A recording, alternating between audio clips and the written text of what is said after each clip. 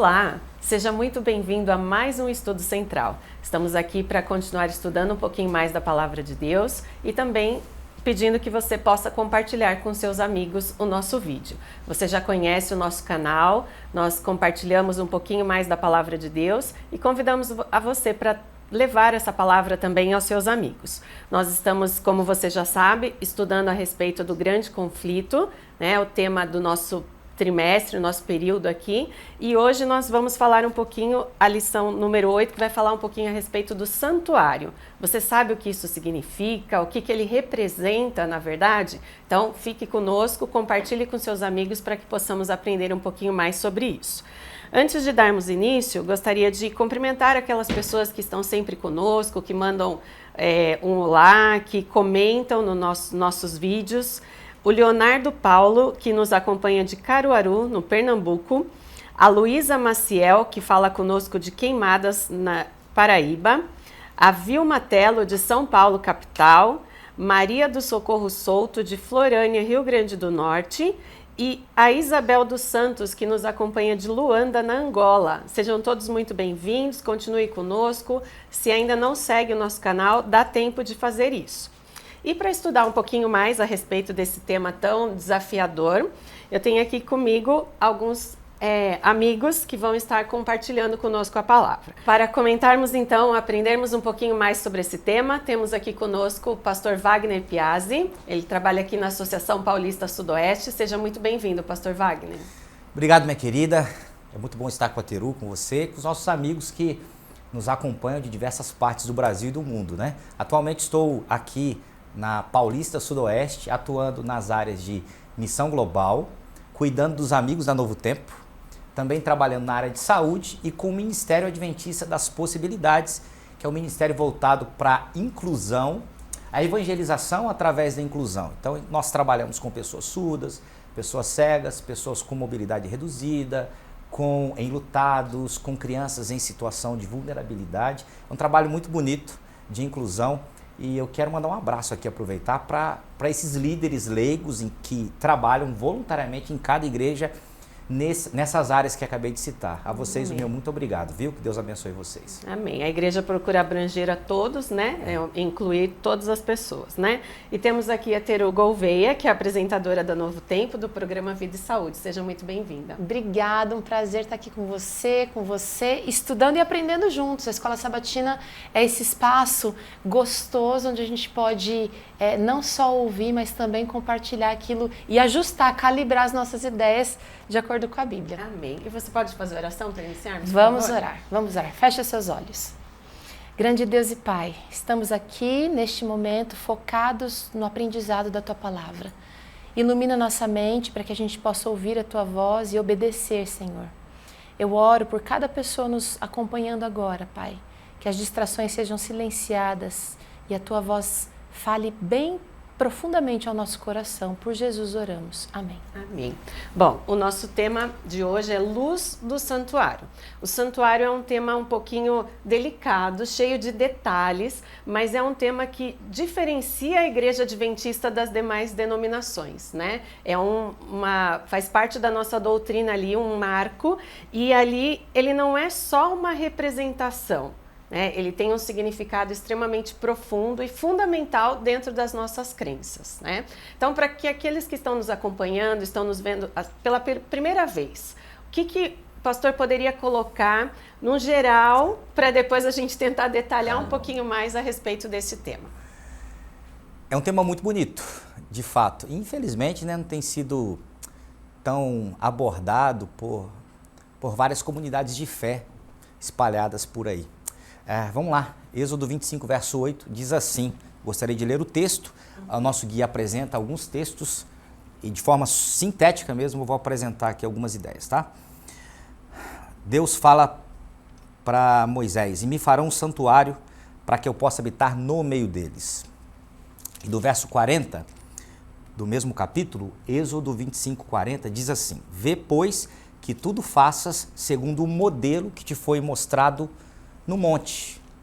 Em Hebreus capítulo 8, versos 1 a 6, é apresentado ali um santuário celestial. também no livro de Apocalipse. Então nós temos pelo menos aqui duas ideias. Primeiro, havia um santuário terrestre e ele foi construído com base num modelo superior a ele, um santuário celestial. Tá? Então havia um modelo e com base nesse modelo Moisés construiu o tabernáculo aqui. No verso 8 é dito assim: me farão um santuário para que eu possa habitar no meio deles. Então o santuário ficava no meio do acampamento. Literalmente no meio, no centro. Isso aqui é uma ideia muito importante. O santuário representava a Cristo, seu ministério, a salvação. Então tudo ali apontava para a salvação, o amor de Deus por nós. Qual o lugar que o Evangelho, a pessoa de Cristo, ocupa na minha vida? Será que ele está de fato no meio, no centro da minha vida, ou é mais um detalhe, mais um item na minha agenda? 2, a expressão aqui no meio pode ser traduzida também por dentro. E me farão um santuário para que eu possa habitar dentro de vocês. Tanto é que, se continuarmos lendo o capítulo 25 de Êxodo, os utensílios contidos no santuário começam a ser apresentados de dentro para fora. Ou seja, o desejo de Deus é que através do estudo da sua palavra, contemplemos a Cristo e que Ele esteja dentro de nós. Porque as maiores mudanças, na minha visão, não são as de fora, mas as de dentro. E Deus deseja que haja mudanças na minha vida, na vida de todos nós, na vida daqueles que nos acompanham, de dentro para fora. E o santuário nos revela essa necessidade de mudanças de dentro para fora, sempre olhando para Cristo, sempre através de Cristo. Então nós veremos aqui no nosso estudo que o santuário apresenta esperança, apresenta também um tempo de juízo, de prestação de contas. Mas quando olhamos com fé para Cristo, não precisamos temer de forma nenhuma a mensagem contida também, a mensagem de juízo, no santuário, naquilo que ele representa. Por quê? Porque se estamos em Jesus, nada e nem ninguém poderá nos arrancar das suas mãos de amor. Amém. Amém. E a gente vê que o santuário, o estudo sobre o santuário, né, ele iniciou antes de um desapontamento, né? Chegou a esse ponto, porque se estudava certo, mas o que ele significava que não foi perfeitamente compreendido pelos irmãos que estudaram inicialmente essa questão do santuário, né? A gente vê a profecia de Daniel, especificamente, né? A questão dos 2.300 dias. Houve uma contagem correta, mas não necessariamente o que ele significava, né?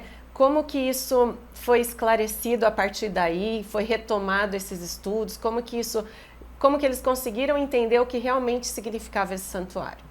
É interessante a gente ver que nosso Deus é um Deus muito didático, ele se preocupa, ele respeita as nossas limitações e vai construindo conhecimento. Quando Deus pede para Moisés fazer um santuário para habitar no nosso meio, ele está já começando a construir uma ideia do que acontece lá no céu com o santuário celestial. E realmente o estudo foi intenso, mas o evento foi interpretado errado. Eles acreditavam que, ao cumprir os dias ali da profecia de Daniel 8, Jesus viria para purificar a terra. Quando, na verdade, o paralelo até é feito aqui, né? Daniel 7 e 8, né? O paralelo, na verdade, é da purificação do santuário, que tem a ver com um ritual que era realizado, pastor, uma vez ao ano, certo? Que era o Yom Kippur. O senhor pode falar até melhor sobre esse termo aqui, onde todas as atividades eram cessadas, havia um jejum, havia uma convocação, uma solenidade. Para quê? Para fazer um exame do coração. Juízo, no sentido de nós precisamos verificar aquilo que está causando separação entre esse Deus que quer ficar no meio da gente, quer estar no meu coração, e os meus hábitos, o meu estilo de vida. É como eu negocio, como eu escolho, como eu compro, como eu vendo, como eu me alimento. Tudo isso impactando nos meus relacionamentos. O desapontamento de 1844, quando se esperava, e foi um movimento grande, um movimento mundial, quando se esperava que Jesus voltaria a esse mundo e ele não voltou, algumas pessoas, várias pessoas na verdade, debandaram, e uns poucos insistiram que o estudo estava correto. Mas essa insistência levou, então, esses estudiosos, né, e mais a presença do Espírito Santo ali, levou à compreensão de que o evento era essa purificação no santuário, que daí sim começou, pastor, acho que o senhor pode falar um pouco mais sobre isso, começou então um juízo investigativo lá no céu, ministrado pelo nosso grande sumo sacerdote, Jesus Cristo. Muito bom. Você falou muitos pontos assim, que são muito importantes, né? A doutrina adventista e a compreensão geral é que a partir de 1844 começa um juízo pré-advento, antes da vinda de Cristo. Um tempo de análise de dentro da gente, olhar para dentro. É muito fácil olhar para o outro, apontar os defeitos do outro, mas quando olhamos no espelho da vida, para dentro de nós, de verdade, nós veremos que mudanças precisam acontecer. Então, nós veremos coisas que talvez não gostaríamos de ver. E quanto mais perto da luz, por isso a importância de Cristo, né? Então, se alguém está na luz, verá os defeitos que tem nele, suas imperfeições. Então, o dia da expiação era um dia de juízo, de reflexão pessoal, mas era um dia também de fé. Porque olhando para a gente mesmo, nós não vemos condições nem saída. Não há. Aquele que pensa de verdade que, pelas suas boas obras, pelo que faz ou deixa de fazer, estará salvo, com a salvação garantida por conta disso. E aqui eu não estou dizendo nada contra as boas obras. Elas são reflexo da minha caminhada com Cristo, tá? Mas elas não têm mérito salvífico nenhum. Então, era um ato de juízo, era um dia de juízo, o dia da expiação, Yom Kippur. Yom significa dia, né? O dia da expiação, o dia do juízo, de reflexão pessoal, mas era um momento de agarrar e segurar nas mãos de Cristo Jesus. E nós estamos vivendo esse momento. Então, eu quero convidar os nossos amigos que aí estão a olharem para si, não para o outro, mas olharem além de si, olharem para fora de si, olharem para Cristo Jesus. Porque olhando para Ele, nós permaneceremos no caminho, caminhando. Era um dia que as pessoas se humilhavam, né? Olhavam para dentro de si, como o pastor falou, para tirar os pecados, reconhecer aquilo que eles estavam fazendo de errado e transferir, né, na simbologia ali da questão do santuário, era transferido para fora, depositado sobre outro, no caso aqui do santuário, o bode, né, para ter a expiação dos pecados, tirar dali. Era aquele momento da renovação, mas para que isso pudesse acontecer, cada um tinha que reconhecer, enxergar dentro de si os pecados e poder confessar os pecados, né? Então era um momento de arrependimento ali também. É interessante que tem essa solenidade. Quando tem formalidade, quando tem solenidade, a gente normalmente fica um pouco mais com uma postura diferente. Mas aqui no último parágrafo aqui da lição de segunda, fala o seguinte: venceremos no juízo por causa de Jesus, o nosso substituto. Jesus foi condenado para que fôssemos justificados por sua justiça, na qual não tínhamos parte. E é interessante que nesse ritual aqui do Yom Kippur, tinha aquela coisa dos bodes, né? Um era feito uma confissão, o outro era mandado para o deserto. Figuras que mostram o que aconteceu depois por nós. E nesse sentido que a gente pode olhar, a gente está em privilégio, na verdade, em relação aos hebreus, a gente já viu o que passou, mas o que? A gente precisa estudar, porque se eu só ouvir falar, ou se eu só pensar sempre que esse é um assunto difícil, não consigo entender direito, pega, porque a lição ela vai destrinchando pedacinho por pedacinho. Qualquer pessoa que peça para que o Espírito Santo o ilumine vai ser abençoado com esse conhecimento, pastor. É demais. E assim, trazer para a nossa realidade, como você falou, né? Tá, dia do juízo, isso é coisa de judeu, né? O que tem a ver comigo? E pelo que nós já falamos, se entende que esse tempo de juízo pré-advento, antes da vinda de Cristo, está acontecendo. Se está acontecendo, qual que é a minha postura diante disso? Para onde eu estou olhando? Como é que tem sido a minha caminhada? Estou indo na igreja simplesmente por ir, porque é rotina, por causa da minha família, para a esposa não ficar falando na minha cabeça, porque eu tenho um filho pequeno, preciso educá-lo no bom caminho, mas eu mesmo, a minha caminhada, a minha experiência, experienciar encontrar sentido na teoria. Porque uma coisa é teoria. A teoria, ela traz fundamento, base. Mas outra coisa completamente diferente, é preciso ter a base, tá? Mas o conhecimento experimental, ele é diferente. Então, já que estou vivendo nesse período, qual é a minha postura? São reflexões que a gente precisa trazer, né? Os rituais ficaram no passado, né? A gente não precisa mais, depois que Jesus veio, a gente não precisa fazer esse ritual do santuário, já cumpriu. Mas essa decisão, a escolha de permanecer ao lado dele dia a dia, ela está nos nossos dias, né? É porque se eu não estudo, eu não entendo a profundidade do que Cristo fez por mim. Acaba sendo... E a gente está vivendo num mundo, né, em que a gente não consegue enxergar o sobrenatural. Concretamente, a guerra do grande conflito está acontecendo, e você passa por tribulações e tudo mais, mas se você estuda, você entende a profundidade da minha imoralidade, e você entende a profundidade do amor de Deus me resgatando todos os dias sendo paciente, me dando mais uma chance. Então, realmente, estudar aqui esse assunto é dever de todo cristão. Não é só de adventista, não é só de católico, não é só de protestante. Todo cristão precisa entender essa profundidade aqui. E tem beleza, e tem muita beleza. Tem dificuldade, mas tem beleza, pastor. Acho que a beleza maior, eu queria ressaltar aqui, e você comenta também, é sobre o sumo sacerdote. Porque Cristo ele é apresentado ali no santuário terrestre, nos móveis, na ovelha que era morta, imolada, né, inocente, mas também no sumo sacerdote. O sumo sacerdote no passado, ele tinha uma roupa especial, era diferente. Ele carregava aqui no peito uma joia funcional, ornamental também, para a função que ele exercia. E eram pedras preciosas, 12 pedras, uma diferente da outra, e o nome das tribos. Então ele carregava no coração, no peito, o nome do povo de Deus.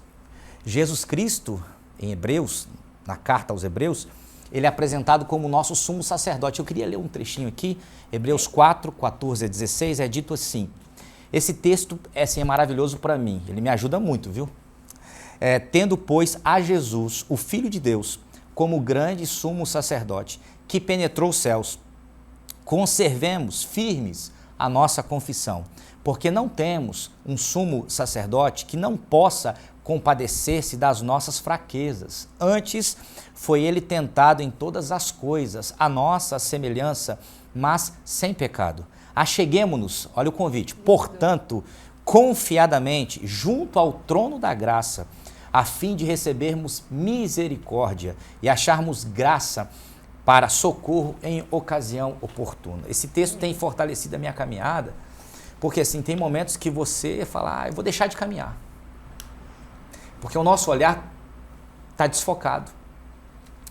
E é muito importante a gente focar na pessoa certa e olhar com fé para esse sumo sacerdote que está lá no lugar santíssimo intercedendo por mim. No final das nossas orações, a Teru orou logo no começo, ela disse assim, em nome de Jesus. E é no doce nome de Jesus que há poder, a paz, a perdão e a salvação. Então, se alguém está se sentindo desanimado, sabe, fraco na fé, o convite é esse ainda hoje, sabe? Nos achegar com confiança, não no que somos ou fazemos, mas no que Cristo é e no que Ele faz por nós. Já fez e faz por nós constantemente, né? Nós temos a oportunidade de entregar a nossa vida a Ele a cada dia, até porque às vezes a gente pensa que, eu tenho tanto tempo de vida, isso não vai acontecer agora, isso ainda é para o futuro, e às vezes para nós pode ser um momento agora, né? Então a importância de a cada dia nós buscarmos e estudarmos, como já foi falado aqui, porque aquilo que Deus preparou para nós é essa esperança, né? E para que possamos alcançar esse dia, nós precisamos estar nos preparando a todos os momentos, né? Ainda dentro ali do santuário, o pastor colocou a questão do sumo sacerdote, né? Tinha um momento, uma vez no ano, que ele entrava ali no Santíssimo, né? Para também cumprir ali alguns rituais. Em que momento hoje nós estamos relacionados a isso? Então, de acordo com a compreensão adventista, de forma geral, os teólogos entendem dessa forma que hoje nós estamos nessa fase de juízo pré-advento, né? Cristo entrou no lugar santíssimo, então nós estamos nesse Yom Kippur. Finais, isso né? mesmo, os momentos finais. E lá no passado, um bode era morto, oferta pelo pecado, e sobre um bode, o sacerdote, porque assim, nos dias, diariamente, a purificação, o sangue era trazido para dentro, tá? Então o santuário ficava maculado, sabe? Simbolicamente, impuro, né? No Impuro, caso. Era de fora para dentro. Nesse dia era de dentro para fora. E sobre esse bode, simbolicamente era transferido o pecado de todo o santuário, por isso ele era purificado. O bode ia para o deserto, lá ele morria. Então, o originador do mal, ele será penalizado. Então, nós estamos vivendo nesse momento aí, dos finalmente mesmo, né? Fim do fim. É o fim do fim. Então, é o momento de quê? Ficar esperto, ligado. O que eu estou fazendo da minha vida? Estou sobrevivendo ou estou vivendo? Existe uma diferença gritante entre essas duas expressões. Sobrevivo ou vivo, né? Então, assim, é um momento de reflexão, um momento de fé e de alívio, porque o mal está com os dias contados, né, Teru? Amém. Amém. Precisamos dessa... A lição traz aqui em algum momento que Jesus no santuário, significa amor sem fim, mas também significa justiça sem fim. Porque o pecado já revelou o seu verdadeiro caráter. Aquele discurso inicial de que poderia haver uma possibilidade de um mundo melhor sem a lei de Deus, sem o caráter de Deus regendo, já caiu, porque os frutos já mostram que a desgraça, o sofrimento, a miséria, a ansiedade que a gente enfrenta, a depressão que a gente enfrenta, são frutos do pecado. Então, nós precisamos da justiça tanto quanto precisamos da misericórdia e do amor de Deus. E isso é um fato que a gente precisa encarar. E quando a Bíblia fala de justiça, aqui quando a Bíblia fala, por exemplo, de a ira de Deus se acendeu, ele está falando de justiça, está falando de, olha, estou por aqui com as consequências do pecado. E o tempo inteiro Deus querendo salvar esse pecador, querendo estender a mão para a gente. Todas as pessoas, inclusive os seus inimigos, os meus inimigos, são alvo da misericórdia de Deus também. O que nos separa dessa misericórdia factual, né, da prática, é a aceitação ou não. E a gente, conhecendo a história, sabendo de tudo que passou, a gente tem a certeza de que Jesus venceu, né? E dessa forma ele nos oferece também a salvação. Então aqui também comenta que o plano da salvação, ele acaba e garante que o grande conflito vai ter um final, né? E que nós seremos resgatados, sairemos das garras de Satanás e viveremos no céu, né? Temos a esperança de vivermos no céu. Mas a gente precisa aceitar, decidir, né, e escolher diariamente fazer parte desse plano. A parte de Cristo aqui na Terra como Salvador, ele já fez, né? Está fazendo a parte de Redentor e nós temos que estar diariamente escolhendo estar ao lado dele. Então, como nosso advogado, Cristo aparece como vários personagens, várias né? facetas, né? Sacerdote, nosso advogado, cordeiro em outras situações, mas o que coloca tudo isso, que resume tudo isso, é o amor, né, de Deus por nós e o que ele permite que nós escolhamos, né? De nenhuma forma é imposto nada disso também, a nossa escolha diária por estar ao lado dele é que nos vai garantir também participar desse final de conflito, né? Fazer com que o fim realmente chegue ao final para cada um, né? Pode falar. Tem um textozinho aqui que fala na lição de sexta-feira. Se você tiver o guia aí, você pode... Tá no segundo parágrafo, diz assim, olha, o fato de os escolhidos filhos de Deus serem representados como estando na presença do Senhor com vestes sujas, deve levar à humildade, ao profundo exame do coração, todos os que lhe professam o nome. Se eu oro em nome de Jesus, eu preciso fazer essa análise. Os que estão de fato purificando o caráter mediante a obediência à verdade terão de si mesmos uma opinião muito humilde, diz Ellen White aqui em Testemunhos para a Igreja. É interessante que, ao mesmo tempo em que, estando mais perto de Jesus e confiando no sacrifício dele, eu não fico cheia de mim. Sim. Eu preciso, é impossível, porque eu reconheço, perto dele, pastor, eu reconheço que, cara, eu sou nada. Eu não consigo. Então é importante ter essa atitude de humildade de dentro para fora, como o senhor trouxe lá no comecinho. Os símbolos do santuário foram apresentados ali a partir de dentro para fora. E eu posso até, hoje a gente vive numa sociedade de imagem, né? Eu trabalho com imagem, todo mundo aqui trabalha com imagem nas redes sociais. Mas é muito fácil parecer algo. Maquiar, né? O difícil é ser de fato. Mas com Deus a gente consegue. Amém. Nós estamos já, né, no finzinho aqui, passa muito rápido o tempo. Pastor, quer fazer um fechamento, né? Já passamos da metade do tema, né, do trimestre, do conflito. O que nós podemos concluir da lição número 8 do santuário? Luz sobre o santuário, né? Nós aprendemos e reaprendemos aí vários aspectos do santuário. Mas isso só fará sentido se eu experimentar. Ontem, o Ricardo Fioravante, sua equipe e eu estivemos numa penitenciária, finalizando um curso de culinária saudável para o pessoal do semiaberto. Eu nunca tinha comido guacamole por preconceito, sabe? Falei, cara, será que isso presta? Abacate salgado com cebola? Eu me apaixonei, viu? Por quê? Porque eu experimentei. Então, acho que a teoria, ela traz base, ela precisa, o estudo da palavra, a doutrina, a gente precisa se fortalecer na Bíblia. A Bíblia é alicerce. A Torre de Pisa, lá na Itália, ela inclinou por conta de um fundamento não adequado.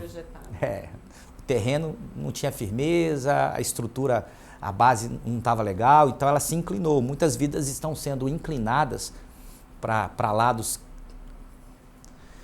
terríveis aí, espantosos, por conta, de repente, da falta de base, né? Mas a teoria precisa fazer sentido. Então, o meu convite é que, pela atuação do Espírito Santo em nós, olhando para Cristo, nós possamos, pela graça de Deus, olhar para dentro do santuário e enxergar ali alguém que nos ama profundamente, e permitir que ele faça parte de verdade da nossa caminhada de fé. Amém. Um segundinho, eu sei que o tempo já acabou, gente, mas tudo isso que o pastor está falando aqui não vai fazer sentido se você estiver bebendo de fontes encantadoras. A gente está vivendo nessa época da imagem, de séries, de filmes, de muitos efeitos especiais que vão encantar e enganar os olhos. Mas quando a tela é desligada, o coração está vazio. Se você não encontra sentido nisso e se todas essas figuras às vezes estão distantes aí do seu coração, eu quero desafiar você a fechar a torneira dessas fontes encantadoras e mergulhar nessa fonte verdadeira aqui, que é a palavra de Deus. E eu queria que você provasse, como o pastor falou da guacamole aqui, provasse para você mesma, para mim, para sua família, se isso não vai fazer diferença, se isso não vai mexer com o seu coração, com a sua conduta, com os seus relacionamentos. E que Deus te abençoe. Amém. Pastor, você pode fazer oração, por favor? Sim. Querido Pai, obrigado pela mensagem do santuário. Obrigado porque Jesus intercede por nós. Amém. A obra nele está completa, mas ainda não foi completada, porque o mal é uma realidade. Mas o mal está com os dias contados. A vitória é certa. Amém. E obrigado porque hoje podemos decidir estar nas mãos daquele que é o vencedor e vem vencendo. Que ele vença na nossa vida, em nossa casa, e que, pela fé, nós possamos dizer, hoje ainda, que nada e nem ninguém poderá nos separar do amor de Deus que está em Cristo Jesus, o nosso Senhor. Amém. E é no doce nome desse Jesus que intercede por nós que eu entrego esta oração. Amém. Amém. Amém. Obrigada, pastor. Obrigada, Terum. Prazer estar aqui com vocês. Obrigada também você que esteve conosco. E fica aí o nosso convite. Não só a teoria, né? Experimentar. Que Deus possa lhe abençoar e nos vemos na próxima lição.